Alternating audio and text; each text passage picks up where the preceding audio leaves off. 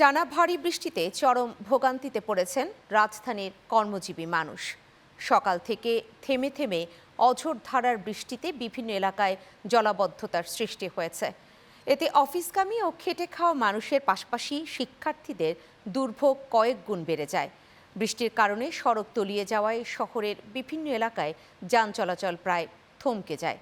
আবহাওয়া অধিদপ্তরের তথ্য মতে রাজধানীতে রাত 12টা থেকে সকাল 6টা পর্যন্ত 76 মিলিমিটার বৃষ্টি রেকর্ড করা হয়েছে। বিস্তারিত দেখুন প্রতিবেদনে।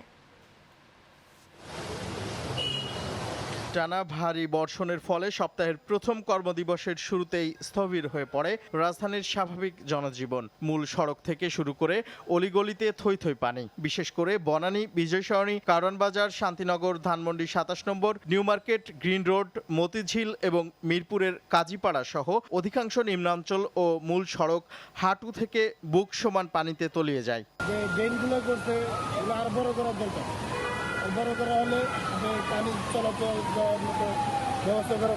সড়কে পানি জমে থাকায় সকাল থেকেই গণপরিবহনের তীব্র সংকট দেখা দেয়। দীর্ঘক্ষণ দাঁড়িয়ে থেকেও কাঙ্ক্ষিত বাস বা রিকশা পাননি রাজধানীবাসী। ফলে গন্তব্যে বের হয়ে চরম ভোগান্তিতে পড়েন অফিসগামী মানুষ ও স্কুল কলেজের শিক্ষার্থীরা।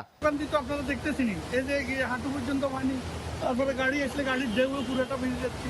জলাবদ্ধতার কারণে বেশ কিছু স্থানে যানবাহন বিকল হয়ে পড়ে এবং সড়কের সিংহভাগ অংশে ধীরগতি ট্রাফিকের কারণে সৃষ্টি হয় তীব্র যানজট। কোথাও কোথাও এক কবর পর্যন্ত পানি, আমি পরিমাণ পানি, মানুষ রিক্সার উপরে উঠে চরম দুর্ভোগ। মঙ্গলবার পর্যন্ত রাজধানীতে বৃষ্টি অব্যাহত থাকার পূর্বাভাস দিয়েছে আবহাওয়া অফিস।